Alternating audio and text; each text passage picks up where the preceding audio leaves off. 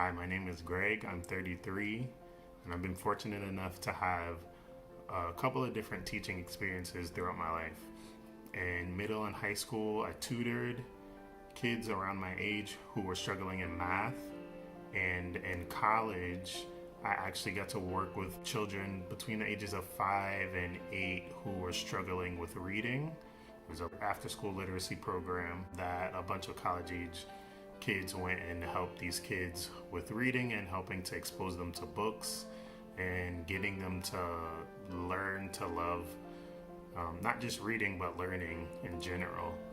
After I graduated from college, I had a small teaching job at this elementary school where I taught 4th through 7th graders in a tiny class. So I had all the different age groups in one class at one time, almost like an old schoolhouse, and just taught general studies. My next working experience after that was with my wife. We ran a group home, and we were called family teachers because one of the primary aspects of the model that we used to help the kids that were in our home was social skills teaching. So actually throughout the whole day, we'd be teaching to different behaviors, and there's a methodology to how we taught the kids in our home to kind of restructure their thinking and how they were doing things.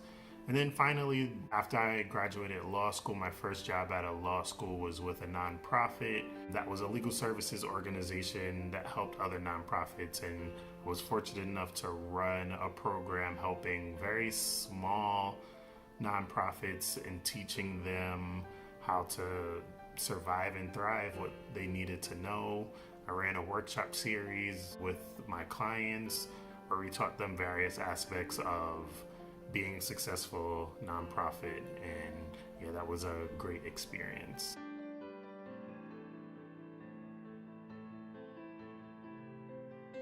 I really believe that knowledge is power and access to knowledge is important. I think a lot of the disparities that we see in our world, obviously money is an issue, but I also think not having knowledge and not having an understanding of how to do things or how certain things work leads to inequality. And I want to be someone who is standing in the gap for those who have less or who don't have access, and be someone who helps provide access to information.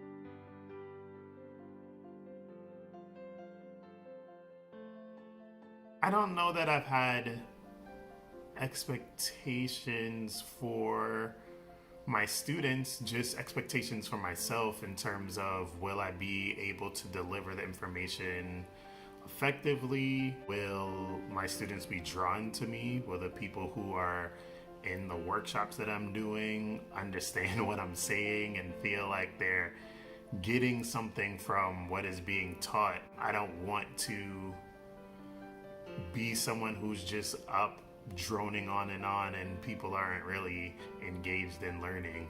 So it's more about, what am I bringing to the table, and hoping that the audience that I'm teaching, whoever that audience might be, is willing to engage and meet me halfway.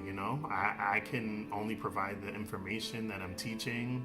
The people in the classroom have to be willing to hear that and learn it and apply it and practice it. Trying to think outside the box and helping people feel like they're not just being taught to, but that they're actually part of the learning experience has helped to make sure that those expectations come through, and that people are participating and people do seem to be enjoying to learn about whatever the subject matter I'm teaching about is.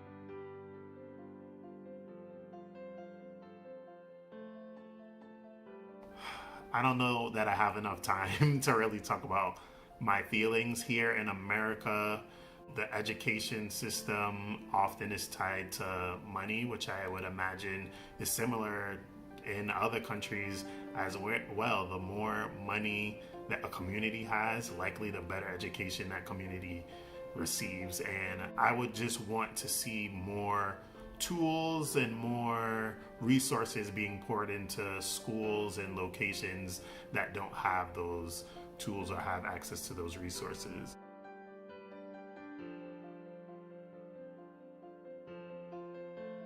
When I was teaching that class of like middle school students, one weekend my wife and I went to the movies, and the movie theater was across the street from the building I taught at, and one of my students was there, and he had one of those, wow, Mr. Kimball, like you do things outside of school situations. So that was funny to be in that situation, because I remember seeing teachers or hearing teachers talk about their lives and being like, you have a life outside of this.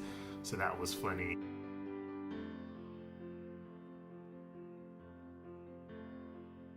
I've gotten to meet so many great people, and in the process I have also been taught a lot about myself, a lot about people, and a lot about patience and understanding and sympathy and empathy for people in my experiences.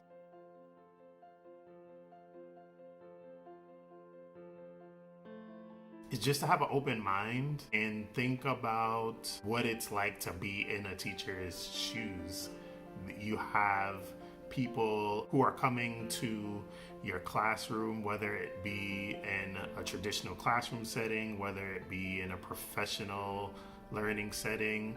People are coming with various levels of knowledge about what you're teaching, or with various abilities in terms of how they're able to soak up the information. Whether they're able to do it as effectively as other students is random. Like as a teacher, you don't really know people's strengths right off the bat. It's something that you learn as you go along. And so I think students should understand that the more respect that they're giving to their teacher, just in terms of respect and attention, like giving their concentration to the person who's presenting, the better learning environment it will be for them as a student. And also for students to not be afraid to participate and not be afraid to push the levels of comfort that they have with learning, for them to expand themselves so that they can learn more. And to the people who are going through COVID and having to learn, I understand that things are rough,